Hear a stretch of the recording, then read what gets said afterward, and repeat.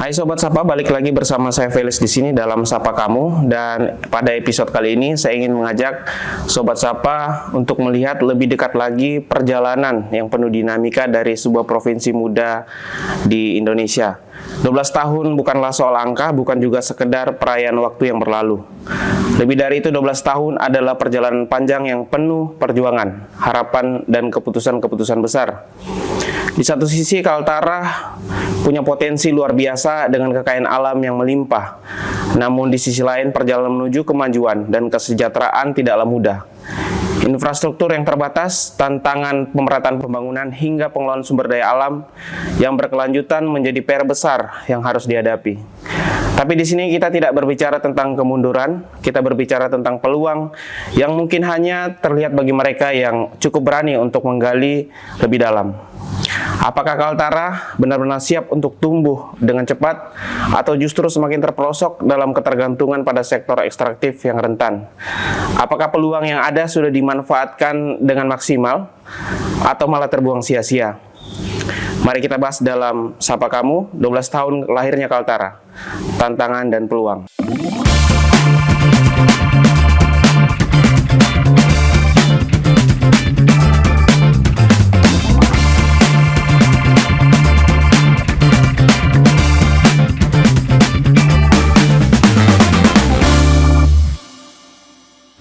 Sobat Sapa, pada episode kali ini saya sudah bersama bintang tamu kita. Beliau adalah salah satu yang menjadi bagian dari lahirnya Provinsi Kalimantan Utara. Dan ini dia, Bang Ismit Mado. Ya, siap. Selamat sore, Bang. Sore. Gimana, Bang, kabarnya? Alhamdulillah, baik. Dan Sobat Sapa perlu juga tahu bahwa beliau merupakan dosen, Bang, ya? Dosen di Universitas Borneo Tarakan. Betul. Dan ternyata juga beliau ini warga Nunukan, Bang, ya? Ya, separuh Nunukan, separuh Tarakan. Ya, separuh Nunukan, separuh Tarakan. SD di Nunukan, sampai kelas berapa, Bang? SD dulu kelas 3, kelas 1 sampai kelas 3 di Tarakan. Terus kelas 3 itu cawu ketiga, dulu tuh 3 cawu gitu ya. Cawu itu apa, Bang? Caturulan. Oh, caturulan. Jadi evaluasinya itu setiap 4 bulan sekali. Cawu ketiga itu pindah ke Nunukan. Nah, saya di SD 003. Sampai kemudian masuk di SMP Negeri. Dulu masih namanya SMP Negeri. SMP Negeri. Sekarang SMP Negeri 1. Belum bersebelahan ya dengan SMP. Tahun berapa itu, Bang? Kalau lulus SMP itu sebenarnya 88. Artinya saya kurang lebih 86 lah ya. Saya kembali melanjutkan kelas 2-nya di Tarakan, di SMP Negeri 2 di Tarakan sampai SMA. Sampai SMA. Tapi keluarga domisili di Tarakan. Di Tarakan. Tarakan ya. Iya. Dulu sebenarnya yang inisiatif ke sini itu almarhum Bapak. Almarhum Bapak itu punya sejarah sebagai mereka angkatan darat dulu. Oh, Bapak TNI. Angkatan darat dapat tugas pada peristiwa konfrontasi Malaysia di Nunukan. Makanya banyak sukuan apa segala itu gitu. Banyak kenal tuh dari orang Floresnya, dari orang Bugisnya apa segala itu membentuk relawan, sukarelawan ini untuk mempertahankan mempersiapkan diri dalam konfrontasi Malaysia. Nah, itu jadi Bapak tuh punya almarhum Bapak ini punya sejenis lah. Oh ya, Nunukan ini bagianku juga gitu. Akhirnya kerja setelah pensiun itu kerja di Nunukan. Nah, kami pindah semua ke sini. Terus karena pendidikan tadi kembali ke Tarakan itu tadi sampai SMA. Sampai SMA. Sobat Sapa juga mungkin banyak yang sudah tahu, tapi ada juga yang belum tahu tentang proses lahirnya Kaltara. Nah, kebetulan Sobat Sapa nih kita sudah hadir di tengah-tengah kita salah satu pencetus ya, Bang ya, ide Kaltara, lahirnya Kaltara. Mungkin bisa sedikit dijelaskan, Bang, kepada Sobat Sapa ini, ide awal terbentuknya Kaltara itu seperti apa, Bang? Baik.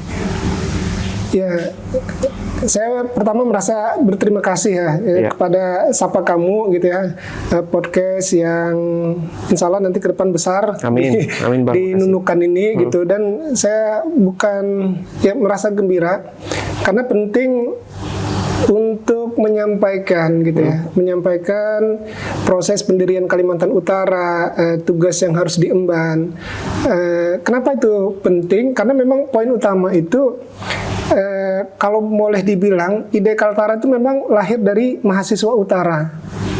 Kami di Malang itu mendefinisikannya mahasiswa utara tuh.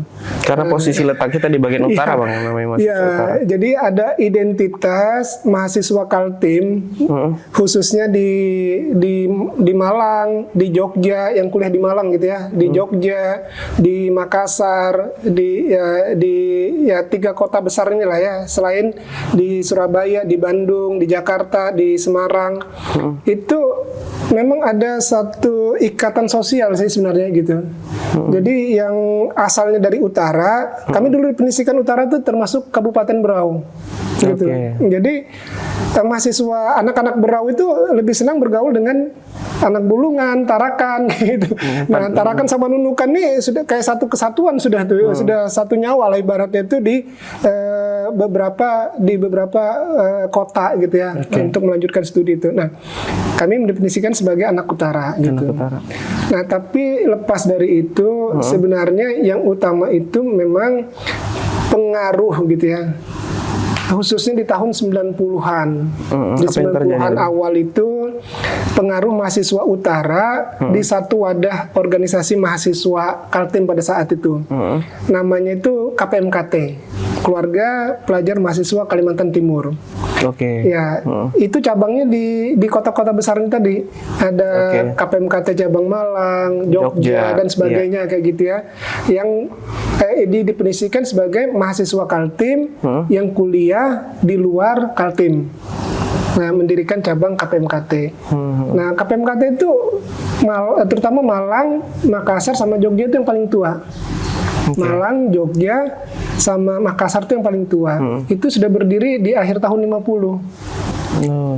Di akhir tahun 50 itu dulunya tuh pegawai negeri di Provinsi Kaltim yang ditugas belajarkan. Nah, itu awal dulu. Nah, terbentuk komunitas gitu ya. Nah, terus nanti kemudian remaja apa segala itu sudah melanjutkan kuliah gitu ya kan. Jadi komunitas, akhirnya sama pemerintah provinsi itu dijadikan asrama mahasiswa Kaltim. Nah, dari asrama-asrama ini lahir yang disebut dengan organ KPMKT ini tadi. Nah, itu. Nah, di era kami tahun 90 itu mulai sudah tuh anak-anak utara itu memainkan peran gitu, memainkan peran di organisasi KPMKT ini. Apa yang terjadi gitu ya? Bahkan tahun 80 itu sudah ada ketua KPMKT cabang Bandung tuh dari Tarakan. Tahun 84 ke 85 itu gitu ya. Nah, terus di Makassar itu malah lebih di atas lagi.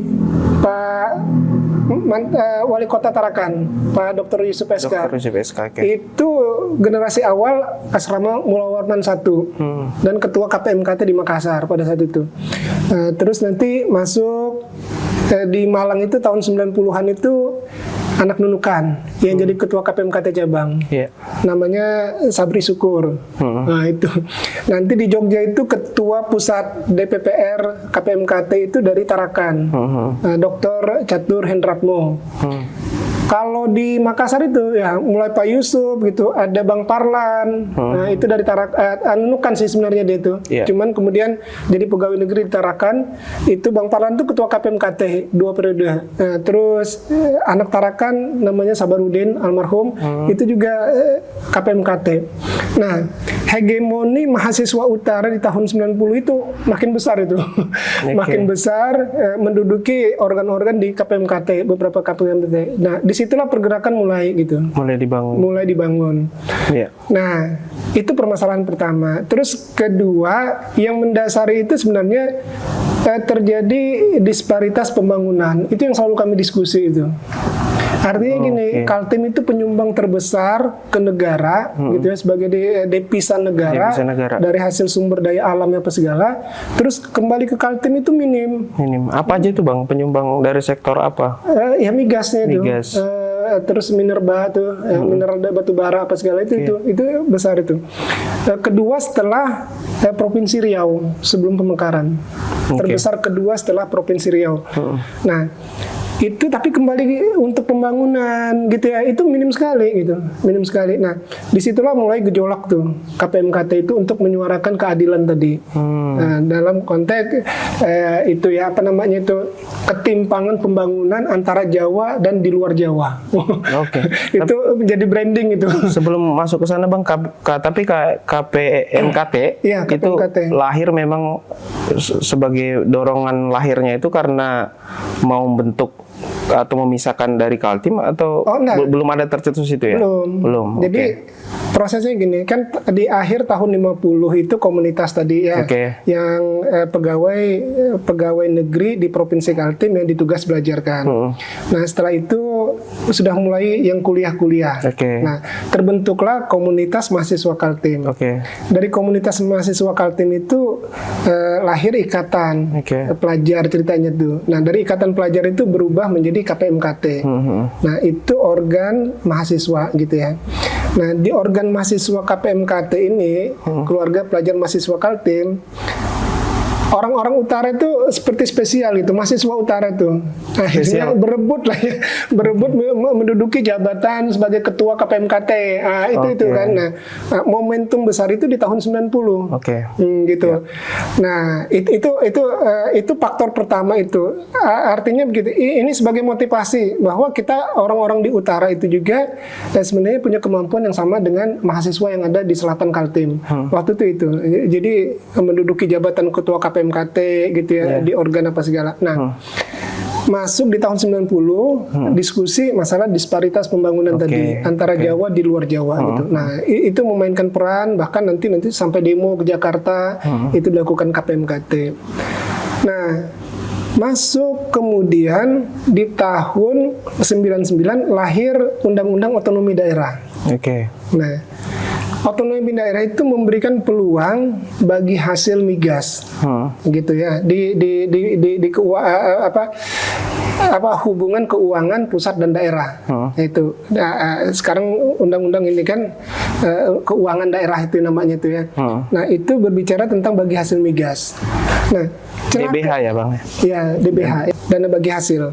Nah, celakanya undang-undang yang lahir di tahun 99 itu belum diberlakukan. Nah, ada 2 tahun masa vakum. Di Januari 2001 gitu ya, baru diberlakukan undang-undang itu. Baru Kaltim merasakan dana bagi hasil tadi. Ceritanya kan kayak gitu. Nah, pas momentum 99 2001 ini, wah, kita nih sebatas dijanjikan aja gitu kan. Nah, ada 2 opsi tuh mahasiswa Kaltim tuh. Apa 2 opsi? Opsi pertama, lahir forum percepatan pemberlakuan otonomi daerah. Nah, kemudian kedua, lahir pemekaran wilayah. Kenapa terjadi pemekaran wilayah gitu? Ada lagi satu patron dari mahasiswa gitu ya, khususnya teman-teman dari Makassar lah tuh, di bawah abang lah ya, Mahmud itu. Disparitas utara selatan itu, yang dibangun tuh Balikpapan, Samarinda gitu kan. Nah, Tarakan, Berau nggak dibangun gitu. Padahal kita bagian gitu. Dari provinsi itu. Padahal bagian dari provinsi Kaltim gitu. Timbul disparitas lagi pembangunan, sudah secara nasional Jawa di luar Jawa gitu, di dalam Kaltim gitu kan, utara selatan, timur. Itu salah satu hal juga yang mendasar akhirnya teman-teman di KPMKT gitu kan menyuarakan itu, ya sudah gitu. Jadi ada 2 opsi tadi gitu ya, forum percepatan pemberlakuan otonomi sama pemekaran wilayah. Nah, pemekaran wilayah itu secara apa ya? Kalau secara pergerakan, nah, memang lahirnya tuh di Mandau, asrama Mandau. Di mana itu? Di Malang. Ya. Di Malang. Pada tanggal 21 November tahun 99 itu mendeklarasikan, membuat pernyataan namanya Komunike Pelajar Mahasiswa untuk Kalimantan Timur bagian utara. Nah, strateginya seperti apa itu? Dokumen pernyataan itu disebarkan, ditandatangani, akhirnya terkumpul 96 tanda tangan. Ada mahasiswa, ada pelajar, ada simpatisan. Simpatisan itu siapa tuh? Orang keluarga gitu ya, yang pindah ke Malang, asalnya dari utara. Ikut juga tanda tangan menyetujui pemekaran Kalimantan Timur ya, menjadi Kalimantan Utara. Kayak gitu. Jadi ada 96 tanda tangan itulah yang digerakkan sebagai pernyataan komunike pelajar mahasiswa untuk Kalimantan Timur bagian utara pada tanggal 21 November 99. Nah, selang seminggu kemudian di 28 November 99 didirikan wadahnya untuk mengawal aspirasi ini tadi komunike. Nah, dalam bentuk presidium. Apa namanya? Lahir wadah itu Solidaritas Pelajar Mahasiswa Kalimantan Utara, SPMKU di Malang. Di tanggal 28 November. Nah, nanti untuk melakukan penguatan tuh kita pilih hasil rapat di Asrama Mandau itu koordinator satunya dari Tarakan, koordinator duanya dari Nunukan, koordinator tiganya dari Bulungan gitu ya. Nah, koordinator empatnya itu koordinator tiga dari Berau, koordinator empatnya itu dari Bulungan, merepresentasikan wilayah yang ada di utara, utara Kalimantan Timur.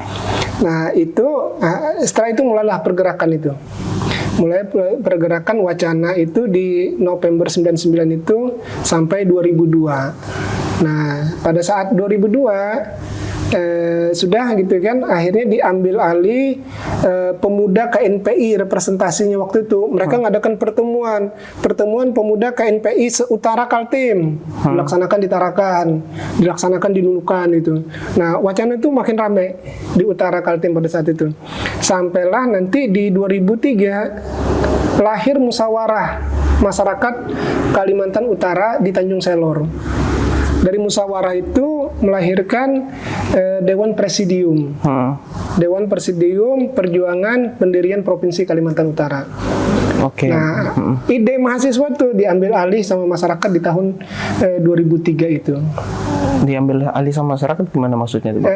Artinya lahir kan Dewan bersama ini kan, Dewan Presidium ini gitu kan. Merepresentasikan perjuangan Kalimantan Utara itu perjuangan masyarakat secara bersama. Tapi di dalamnya tetap ada mahasiswa. Ada pemuda. Pemuda waktu itu. Gitu.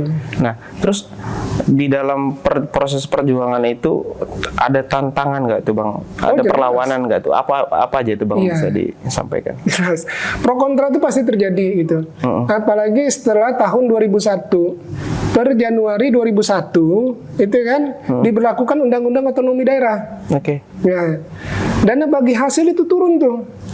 Nunukan dapat 200 M, Malino dapat 200 M, Tarakan kurang lebih 200 M, Bulungan dapat 200 M. Akhirnya dapat kucuran dana gitu ya kan lagi. Beberapa tokoh masyarakat, bahkan elit politiknya itu ngomong sudah nggak usah bergabung sama Kaltara.